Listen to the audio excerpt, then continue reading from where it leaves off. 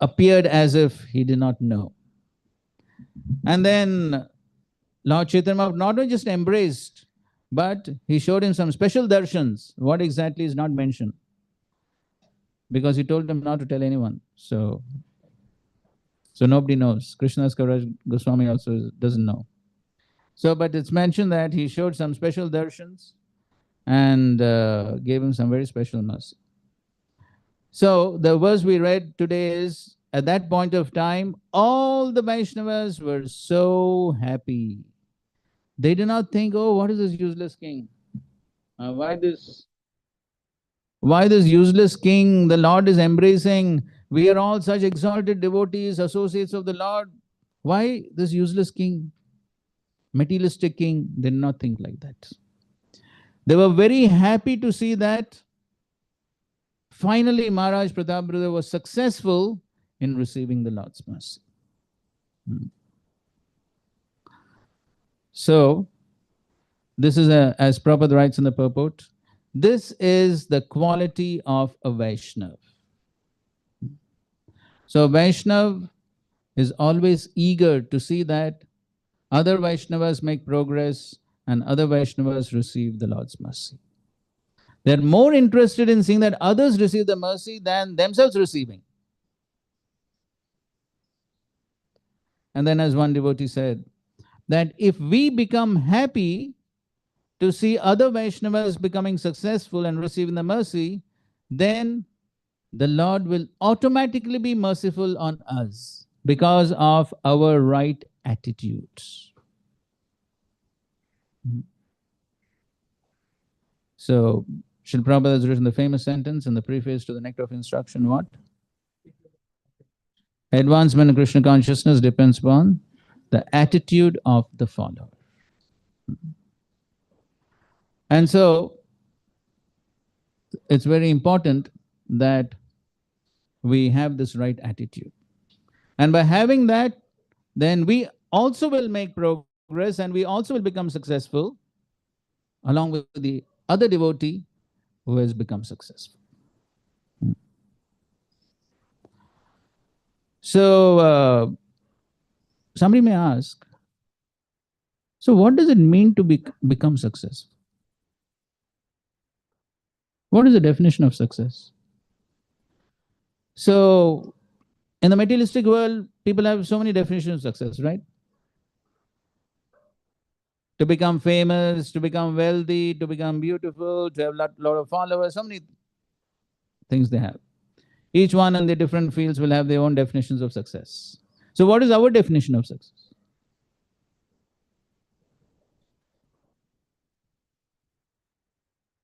Okay, fine. So you mean to say to develop those qualities? That is success. Okay. Anybody else? What? Huh?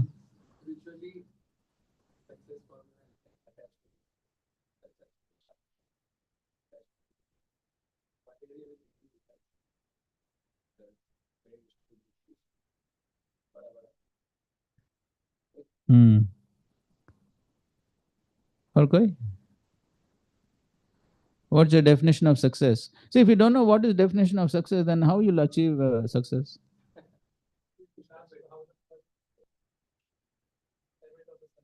Uh-huh. Mm-hmm.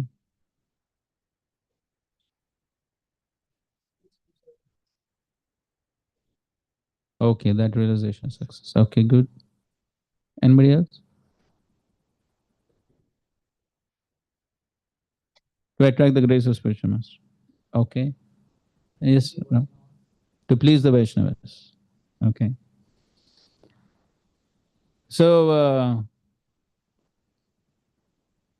the Bhagavatam says, first canto, second chapter,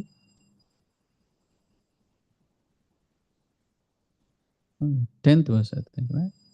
Dharma svanushtita pamsa vishvaksena katasuya na utpadit yadiratim shrama eva hi kevalam. So, Sutta Goswami is saying, one may perform so many different occupational duties, dharma svanushita pumsa.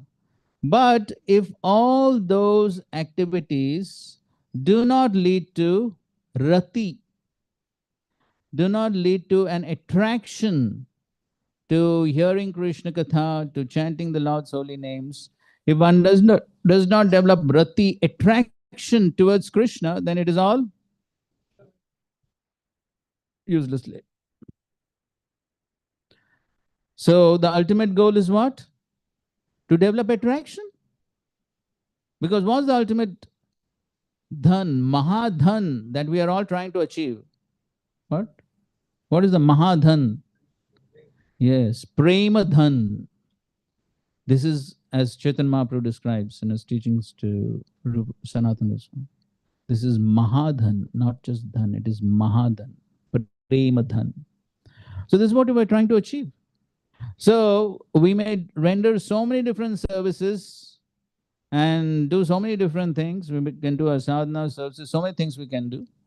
But if one is not increasing one's attraction towards Krishna, what's the use? The attraction is supposed to increase, right?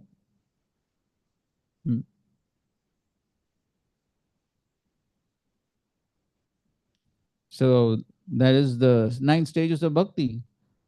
Adava Shraddha, Sadhu Sang, Bhajana Kriya, Anartha Nivritti, Nishtha, Ruchi, Asakti, Bhava, Prema. So in these stages, what is happening?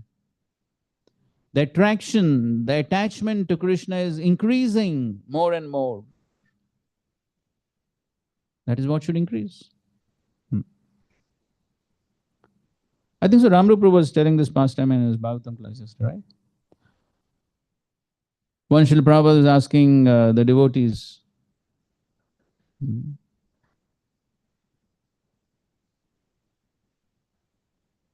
regarding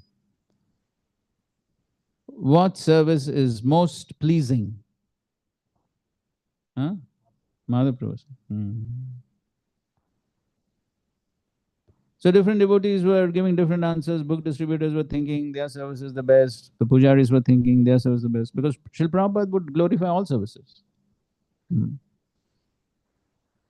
So different devotees were saying different things. But then finally what Srila Prabhupada said?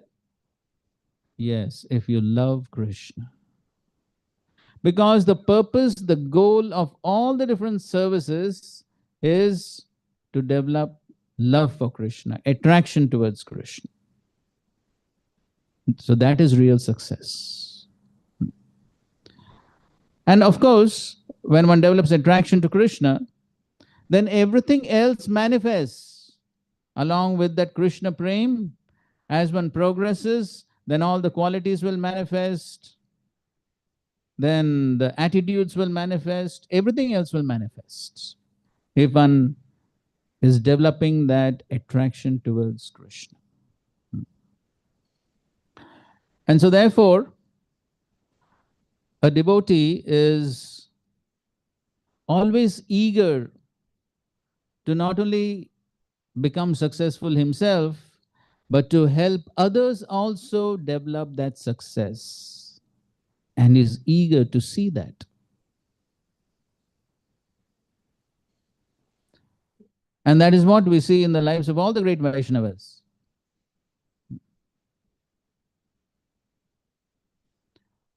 So just like yesterday, we were seeing this movie of Lord Narasimhadev, Prahlad Maharaj. So what was the attitude of Prahlad Maharaj? So he says, I'm satisfied. Mahamrita Magna Chitta. I'm absorbed in the chanting, in hearing the Lord's Katha. I'm totally satisfied.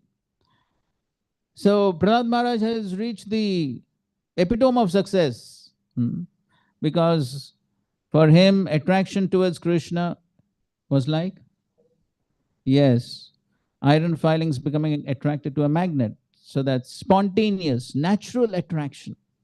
So he was fully successful. But was he satisfied with his own success?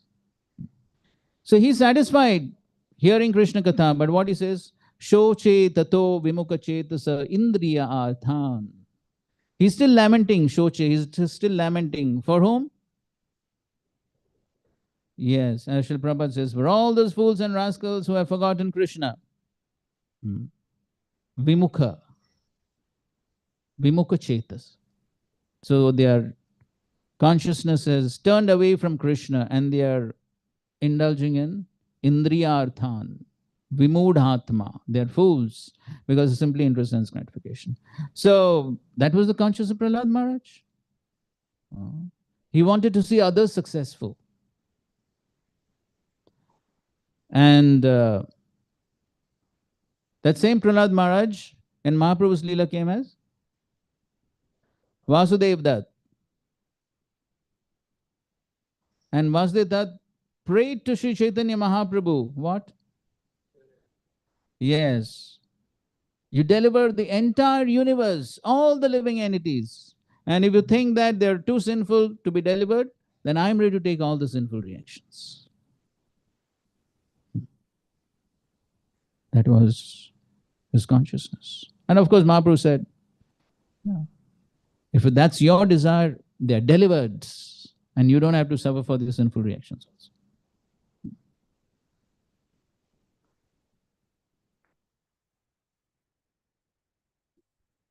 Somewhere in 1977,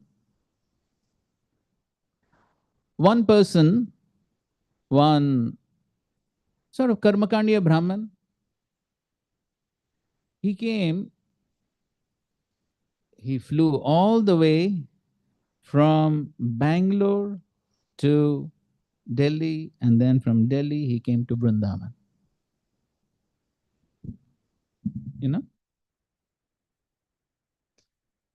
Who was that? So his name was Sampat Kumar Bhattacharya. He was sort of Karmakandiya Brahman. So in those days, flight travel was very rare in India. So domestic flight travel was very rare. Of course, in those days, even cars were rare. What to speak of flights? But this person, he came all the way from Bangalore to Vrindavan to meet Srila Prabhupada when he heard that Srila Prabhupada was very sick. So he met Srila Prabhupada and so he said, Swamiji, so I heard your health is not good.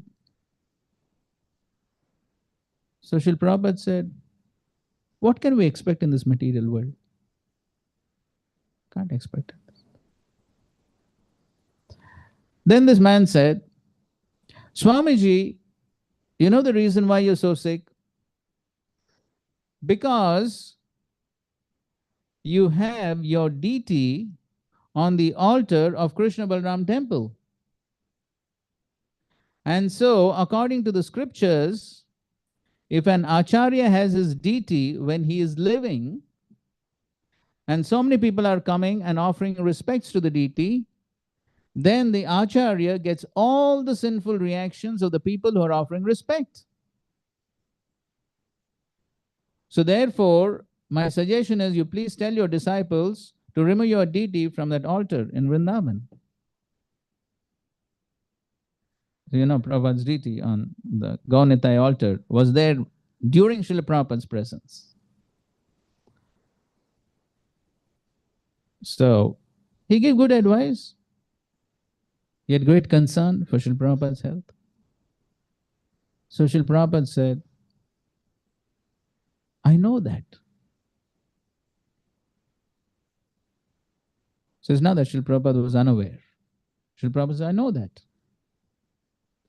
But I have come here just to take the sinful reactions of all the people.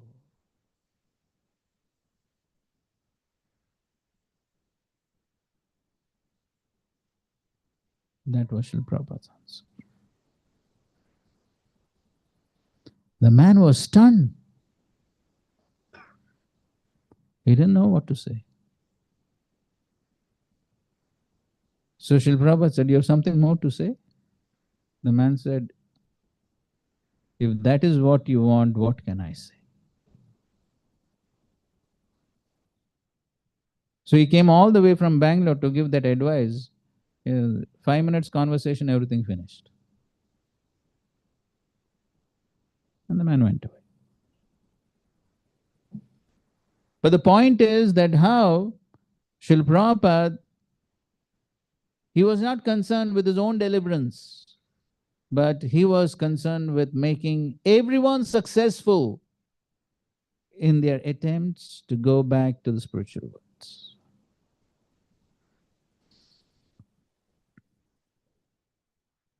Okay, we'll tell another pastime.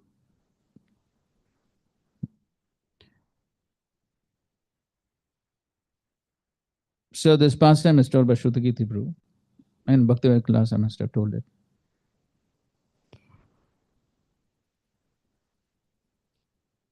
So in 1971, when Srila Prabhupada first came to India with his, of course, Srila Prabhupada came in 1970, August of 1970. In 1971, he visited Mayapur. And so that time, ISKCON didn't have any property, nothing was there. So he went to meet his very dear god brother, His Holiness Bhakti Rakshak Sridhar Maharaj. So Sridhar Maharaj was very warm, cordial, welcomed them, everything. So, and then they were conversing. And then at a certain point of time, Srila Prabhupada tells Sridhar Maharaj that, see, now Krishna consciousness is spreading in the West. So many countries, so many people are becoming devotees, so many thousands of books are being distributed, temples are being built. So you please come to the West and you take part in this preaching. We will provide you all facilities, whatever is required. And pointing to Shrutakirti Prabhu, Srila Prabhupada says, and this boy, he will become your servant. Shrutakirti Prabhu was shocked. What is this? Prabhupada wants to give me away? So Shrutakirti Prabhu was very surprised. He was thinking, Srila Prabhupada single-handedly started the movement, spread the movement, he did everything, and now he wants to give everything to Sridhar Maharaj? Very surprised. Anyway, Shrutakirti Prabhu was quite shy to ask questions, so he didn't ask any questions. So now, years later, after Srila Prabhupada departed from this world, then once Shrutakirti Prabhu and Harishori Prabhu met. So both have been long-standing Srila Prabhupada servants.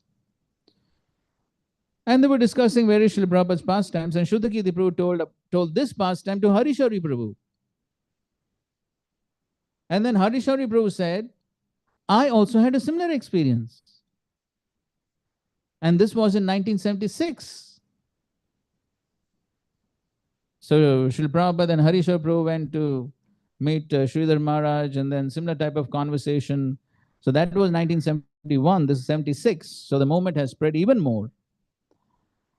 And Srila Prabhupada tells him, so the movement is spreading all over the world, so many thousands of books being distributed, thousands of devotees, hundreds of temples. You please come. We'll provide you everything, all facilities. We'll give you everything. And this boy, pointing to Harishwar Prabhu, will become your servant.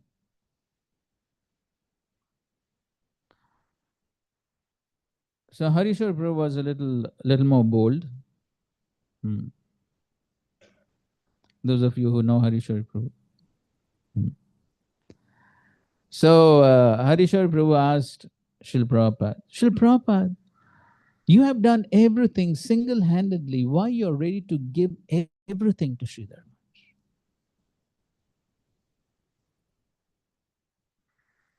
Srila Prabhupada replied, in 1936,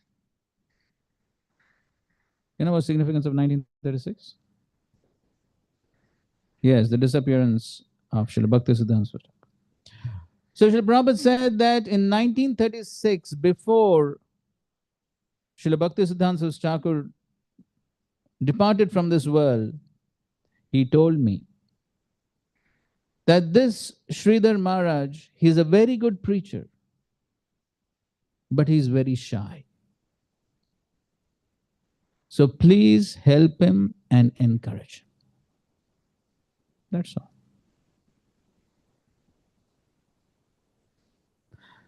So he spoke only this one sentence, but Srila Prabhupada took that one sentence so seriously that all the time he was encouraging Sridhar Maharaj.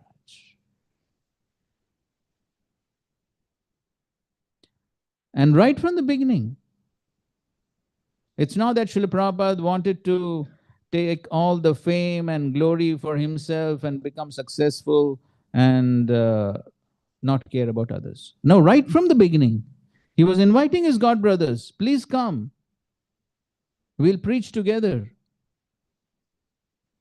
But they were not ready. And here in 1976, he's still encouraging his God brothers.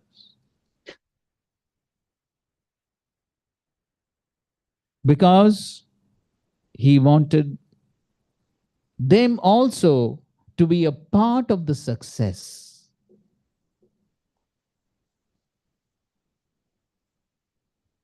Not that I get all the glory for myself. And that was Srila Prabhupada's constant attitude. He never took credits, even though he did everything practically single-handedly with his disciples. But he gave all credit to his spiritual master, he gave credit to his disciples. He never took credit for himself. So this is a Vaishnav, as Srila Prabhupada is writing in this book. So a Vaishnava is always ready to share his success with others, share the credit with others, and help others also become successful.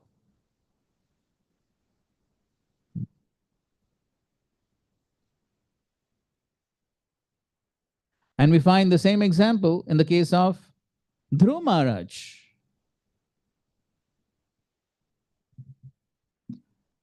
So Dhruv Maharaj, 6 months, got totally purified, following the instructions of Narad Muni, and then he came to the level of prema. All ecstatic symptoms were manifesting in him. And then finally, who comes? The Vaikuntha Viman comes, along with two Vishnudutas. Who? Yes, Nanda and Sunanda. And they informed Dhruva Maharaj that this plane has been specially sent by Lord Vishnu for you. Please come.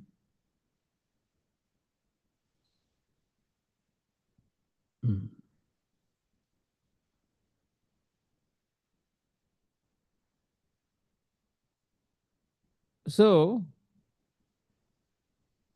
before boarding the Viman, what did Dhruva Maharaj do? Circumambulated? Right. He didn't just circumambulate, he begged for their blessings. He offered his respects to the sages because this was where? No, now it is not Madhuvan. Now he has ruled the world 36,000 years. Long time has passed from the Madhuvan pastime. Now, final days, he has gone to Badrik Ashram. So this is at Badrik Ashram. So many other sages are present at Badrik Ashram. And so he is requesting for their blessings. So he's already going. The Viman has already come. So he's supposed to give blessings or take blessings?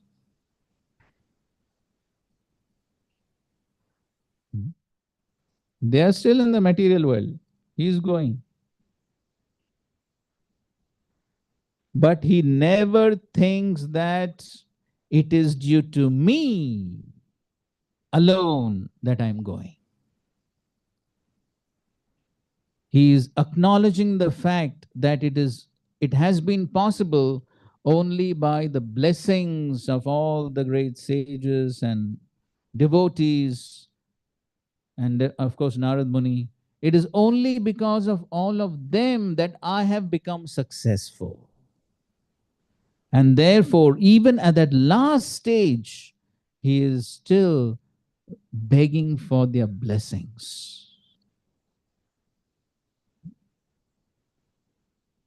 So request for the blessing, circumambulates the airplane, and then he boards.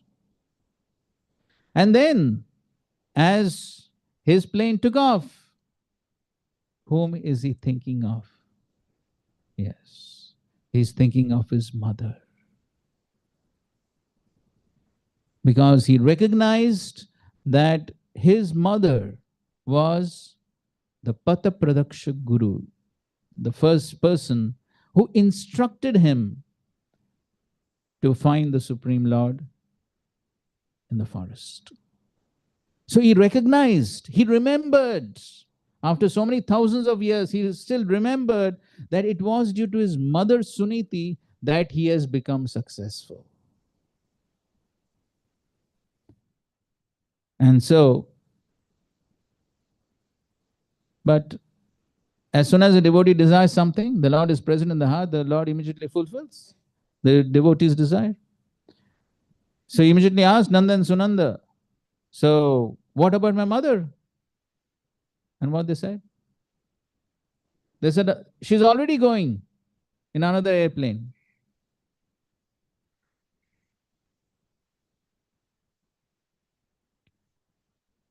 So that is how a Vaishnav is never selfish.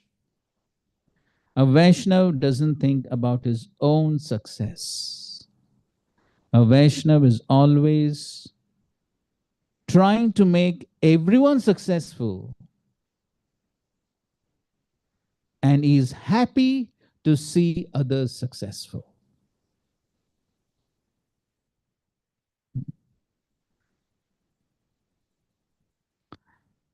And in being happy, seeing others' success, that is actually the success of that Vaishnav. Because that is the quality of prem. Because on the platform of prem, there is no false ego. And when there is no false ego, there is no envy. So if one has developed that attitude, that is actually success.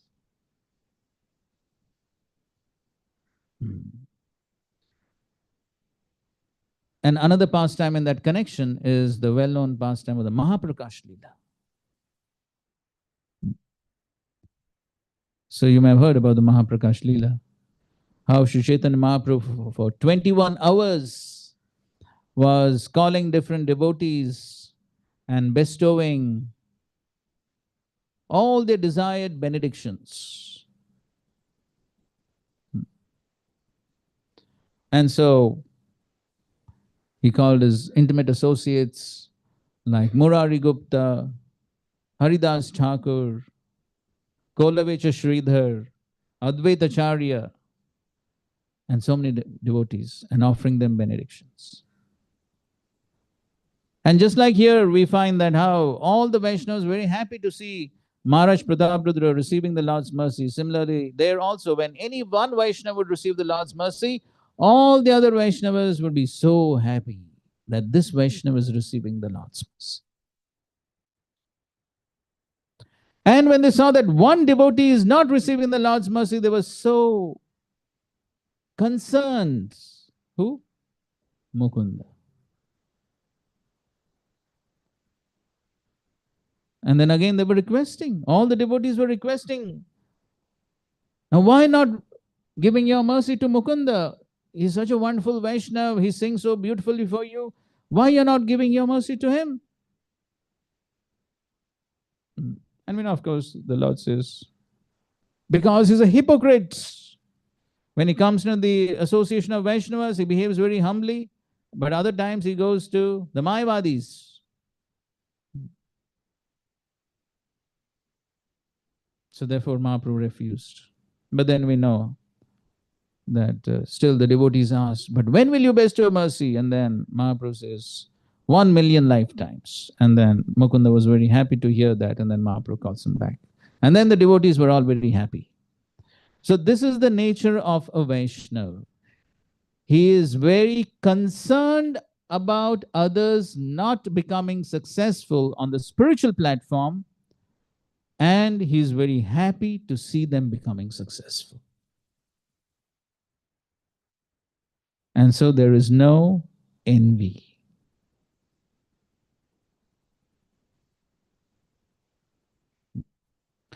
And so the symptoms of one who is non-envious, his behavior, has been described by Narad Muni in his teachings to Dhruva Maharaj. Well-known verse. This is 4th canto, 8th chapter, text, what was that? 36, 37. Gunadikan mudam lipsait. When a devotee sees that guna adhika, see here, Narad Muni is not talking about senior equal junior. He's talking about what? Guna adhika. If anyone has better qualities than oneself, then he should become mudam. Mudam means happy. He should become happy, not envious.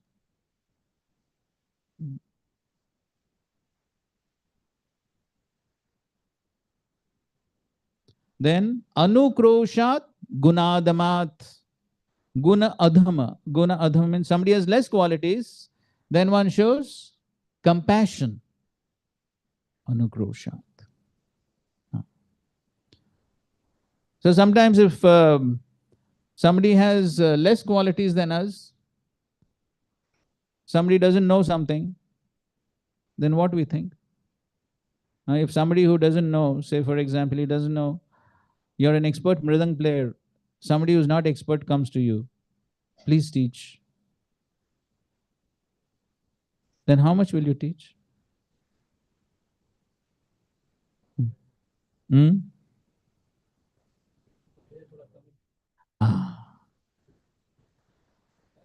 Okay, I'll teach, but not everything. थोड़ा नीचे रहना चाहिए.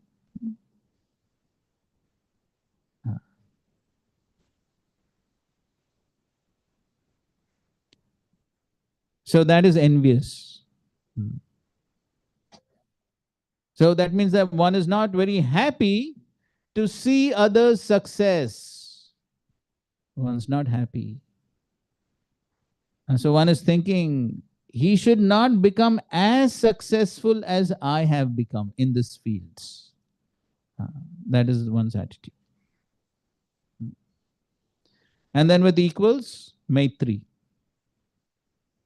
So these are the dealings of one who is non-envious. And if one has these proper dealings, Narad Muni is saying, what will be the result? He'll be free from tapa. He'll be free from all sufferings. Because all sufferings come from these anarthas, the root of which is envy. And so therefore, if one is envious, then so many problems. One thing leads to the other. See, somebody has got more wealth than me. If I'm envious, then what I will try to do? Yes, then I will try to get more wealth. That is what? Lobha. And if I don't get, there'll be krodha. And if I am influenced by kama, krodha, lobha, then the result of that will be moha. So one thing leads to the other. Krodhat bhavati some moha. So therefore, all the troubles in the world begin with this envy. That is the root cause of material existence. Ichha, dvesha, samudhi. So if we want to become free from troubles, even while living in this material world, want to live peacefully, then at least try to give up the envy and behave as Narad Muni is instructing Dhruva.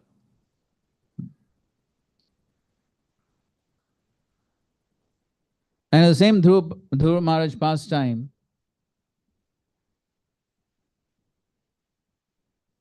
we can see Srila Prabhupada's epitome of non-envy. So in connection to Suniti's going back to the spiritual world along with Dhruva, Srila Prabhupada writes that if one of my disciples becomes more qualified, like Dhruva, then by his mercy, I can also go back to the spiritual world. That means Srila Prabhupada wanted his disciples to become better than him. In fact, Srila Prabhupada says in his lectures, like every father wants his son to become better than him. So similarly, Srila Prabhupada as a spiritual father, he wanted his disciples to become better than him. This is absolutely non-envious platform. So, these are the qualities of Vaishnavas. And so a Vaishnava is not envious. And so therefore, he's always desiring and endeavoring to see that others are also successful. He's not selfish in his own success. And then when others are successful, he actually celebrates. He's very happy to see others successful. And he's sad to see when they're not successful. But at the same time, he's always encouraging them to become successful. So these are the wonderful qualities of Vaishnavas. And this should be our endeavor to try and develop these qualities. And the more we try to develop these qualities, and the more we act on this platform, and the more we endeavor to act on this platform, then what will happen? We also will become successful. Because Krishna is pleased with those qualities. Adveshta sarva bhutanam. Not envious of any living entities. Hare Krishna. Any questions?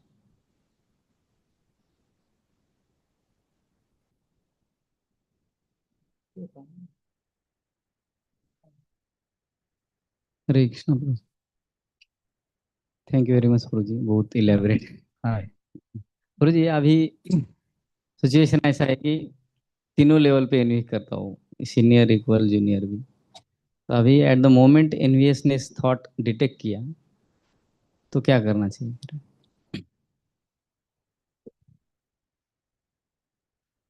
Of course, Bhakti Vaibhav class में होगी.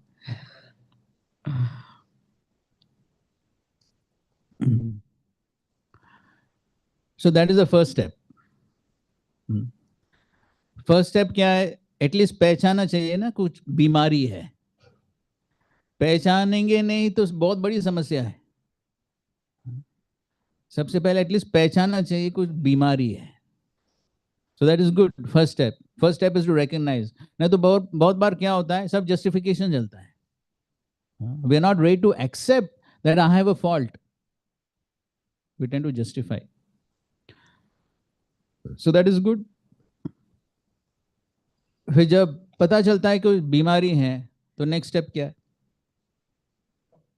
हाँ, doctor के पास जाना पड़े. तो हमारे लिए आध्यात्मिक डॉक्टर कौन है? Vaishnavas. Vaishnavas. So we consult, we take help of other Vaishnavas, and find out how to deal with it. लेकिन जो भी है, हमें एटलीस्ट फिलॉसफिकली हमें सोचना चाहिए कि अगर इस भक्त के पास, इस वैष्णव के पास कुछ गुण है, कुछ टैलेंट है, कुछ स्किल है जो मेरे पास नहीं है, उसका कारण कौन है? भगवान ने तो दिया।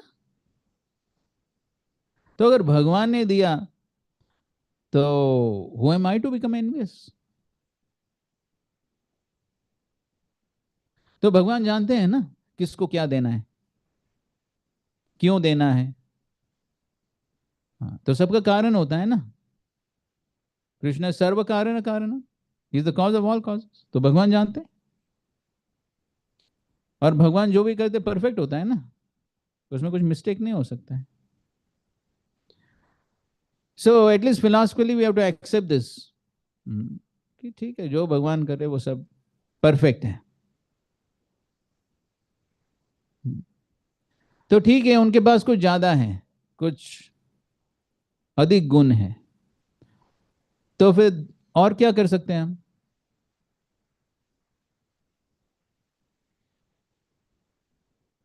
Yes, we can appreciate, we can recognize, we can appreciate, we can glorify, और फिर यस, तो हम सीख सकते हैं। ईर्ष्या करके क्या मिलेगा? कुछ लाभ मिलेगा?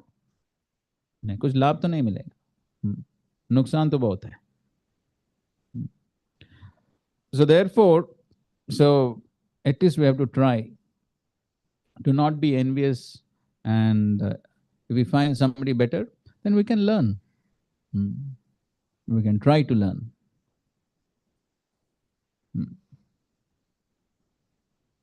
ठीक है, और कुछ?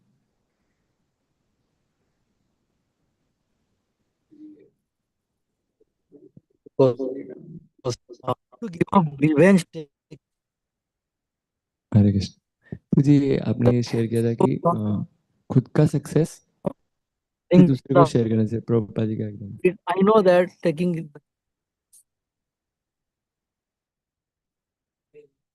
हाँ प्रभु जी जो प्रश्न पूछ रहे हो ऑनलाइन, वो उनका आवाज आ नहीं रहा, अब शायद से रेंज में नहीं है। अब टाइप कर सकते हैं, प्रभु जी यहाँ पे रीड कर लेंगे। प्रभु जी वो ये अब सक्सेस दूसरों को हेल्प करना, अभी बोले that is also one of the way of envy. फिर आपने प्रभुपाद जी के दो एग्जांपल भी दिए असिस्टेंस को शेयर करने का। तो ये कैसा मतलब, जब वो मृदंगा वाला कि भाई थोड़ा सा मेरे से नीचे रहेगा तो फिर वही है उसको understanding.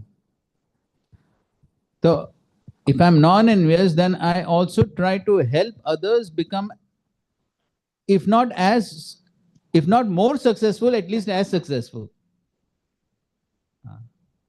That is symptom of non-envy, ना? ऐसा नहीं कि बाकी सबको नीचे दबा कर रखो, केवल मैं ऊपर जाऊंगा। So that is simply envy. So therefore, non-envious platform means that, so if we want to be happy seeing others successful, तो फिर मदद भी करना पड़ेगा ना उनको सक्सेसफुल होने के लिए।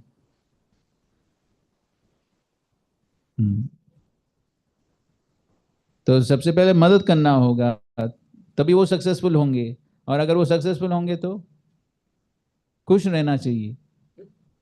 हाँ, ऐसा नहीं कि अरे शायद मैंने कुछ गलती किया है, ये तो मेरे से आगे चला गया। हाँ, सो दैट इज ठीक।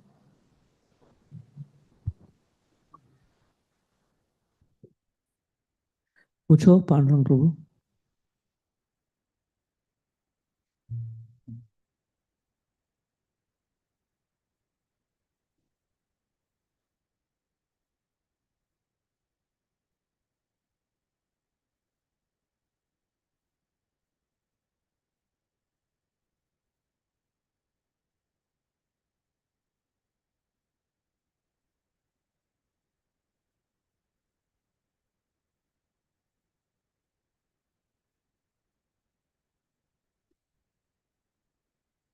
पांडुरंग प्रभु पूछ रहे हैं, how to give up revenge taking attitude. I know it's harmful but difficult to give up. Revenge, बदला. तो अभी हम डिस्कस करने ये पूरा पास टाइम पृथु और इंद्र का वही है. हाँ. So Indra was trying to steal the horse, and Prithu wants to take revenge. So he wants to. So Prithu is also trying to kill Indra. So that's revenge. But then Brahmaji comes and says, "Okay, theek hai." This is ultimately the Lord's plan. So therefore, be satisfied with 99 sacrifices. So, which other example do we have of someone who was mistreated but doesn't take revenge? Dhruva Maharaj, where? Mm. Mm. Mm. Mm. Mm. Okay, so after he got purified, then he gave up the revengeful attitude, correct? And so that we can see so actually Suniti didn't have any revengeful attitude. So even initially, so that is why she gave that advice to Dhruva. And then later on, after Dhruva Maharaj became successful, he had darshan of the Supreme Lord, all that. Then when Dhruva Maharaj was coming back to his father's palace, so at that time, Suniti takes both Suruchi and her son Uttama in the same palanquin, same palki, to go to receive Dhruva. No envy, no revengeful attitude. And then same in the case of Dhruva also. So when he comes back, then Dhruva Maharaj also offers his respects not only to Suniti but also to Suruchi. He offers respects to both the mothers.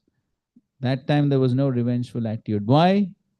Because he became purified. So that's the solution.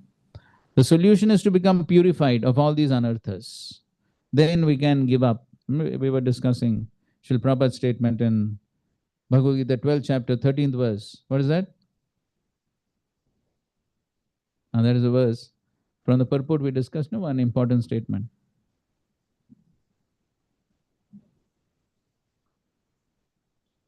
No?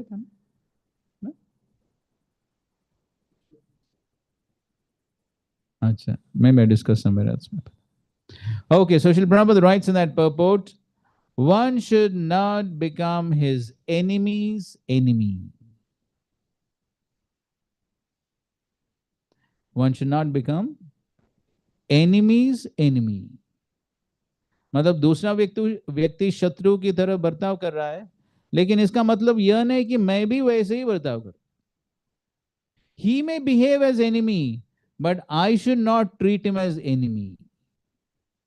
Why? And Srila Prabhupada is giving explanation there. Why? Yes, this person is acting as my enemy because of my own past misdeeds. Tatya anukampam susamikshaman. So therefore, even though he is acting in an inimical way, he doesn't treat him as enemy. And we have two examples of somebody who behaved in that way. Srila Prabhupada often gives these examples. Yes, one is Jesus Christ, Haridas Thakur. Yes. So even though they were acting as enemies, but these personalities were praying for them. They didn't treat them as enemies. And there's a nice pastime of Srila Prabhupada, and it's known as Gopal Krishna Goswami Maharaj. Maybe some of you know it. You know the pastime of Mr. Chatterjee? So Maharaj invited him for one of Srila Prabhupada's program in a church. And so after Srila Prabhupada gave the lecture, then he asked for questions. So the Christians, they didn't ask any questions. They were happy with what Srila Prabhupada spoke. But this Mr. Chatterjee, he said, Swamiji, why have you come here to speak to the Christians? Are you trying to convert Christians into Hindus?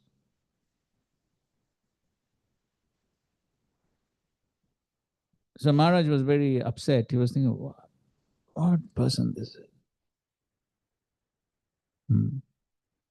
But then later when Srila Prabhupada was leaving Montreal, so that happened in Montreal, when Srila Prabhupada was leaving, so Srila Prabhupada told Gopal Krishna Maharaj to call Mr. Chatterjee. And Maharaj said, but Srila Prabhupada, why you want to speak to him? He was criticizing, he was blaspheming. Why you want to meet him?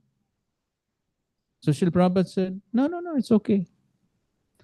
Maybe in my last life, I misbehaved with him, and therefore, now he's misbehaved.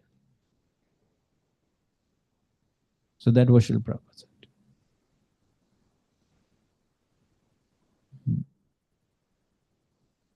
And then,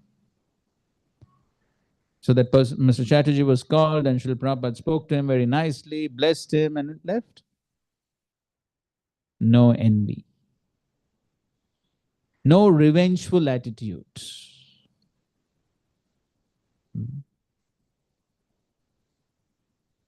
Some other example? Yes, Parikshit Maharaj, when? Yes, he was cursed, he could counter curse, but he doesn't do that. Again, why?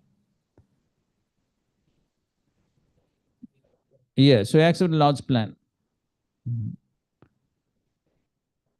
Chitraketu Maharajan? Yes, cursing of Mother Parvati. No revenge. Bharat Maharaj, when?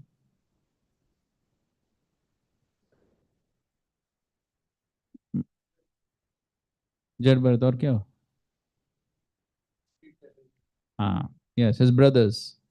His brothers were mistreating him. And of course, we know Maharaj Raghuguna was chastising him, blaspheming him. But of course, Jad Bharat, he was Mahabhagavat. So, of course, he was totally purified. So, no revengeful attitude at all. So therefore, one thing is philosophically we have to understand. And of course, in the case of Dhruva Maharaj, of course, he had given up, but then when the Yakshas killed Uttam, then of course, he was basically trying to do his duty. That was not revenge exactly. He was trying to do his duty. But in performing his duty, he became carried away by too much of anger, atiroshan. Any case, but the point is that if we want to give up this revengeful attitude, then first of all, we must philosophically understand this point, that how the other person is acting inimically, acting in a wrong way because of my own karma. And we were discussing this point, no? One should not become angry on the instrument of the karma. We had this whole discussion. So that should be the proper, if we have that proper philosophical understanding, then we will not at least become too angry on the enemy. And of course, as we get more and more purified by the purificatory process of devotional service, then gradually all these anarthas will go away. Then having these good qualities will be one second nature, become natural. Till then, at least we should try to philosophically accept and then as an austerity behave properly. ठीक है? एक और question है, how to develop good qualities to become successful in this fallen age? तो वही हम बता रहे. So one is the practice of devotional service itself. Yasyasti bhaktir bhagavata kinchana sarvair gunais tatra samasate sura. But the other thing is also to philosophically understand the importance of developing the good qualities and initially practicing them as an austerity. So therefore, Krishna in the Bhagavad Gita 17th chapter is speaking about austerity of body, austerity of speech, austerity of the mind. So as an austerity, one tries to behave properly. Because why? Why one should try to behave properly as an austerity? हालांकि वो स्वाभाविक नहीं है, but बद्ध जीवों के लिए बद्ध अवस्था में, लेकिन फिर भी क्यों तपस्या के रूप में एटलीस्ट प्रयास तो करना चाहिए, क्यों? Yes, one is part of Vaishnava etiquette. हाँ, आप क्या बोल रहे? Okay, so as a habit, okay. But why? Why one is trying? Why one should try? Because we want to please the Vaishnavas by our behavior. Ultimately, we want to please the Lord by our good behavior. Otherwise, if we don't behave properly, what will happen? Yes, there's a possibility of offenses, and then we know the disastrous consequences of offenses. So therefore, at least as an austerity initially, in the conditioned state on the path of Vedic sadhana bhakti, at least as an austerity, one should try to behave properly, develop the good qualities. And then if we do so, then with the blessings of the Vaishnavas and the Supreme Lord, gradually the qualities will develop. Okay, I think so we can stop now. Thank you all very much for your kind attention.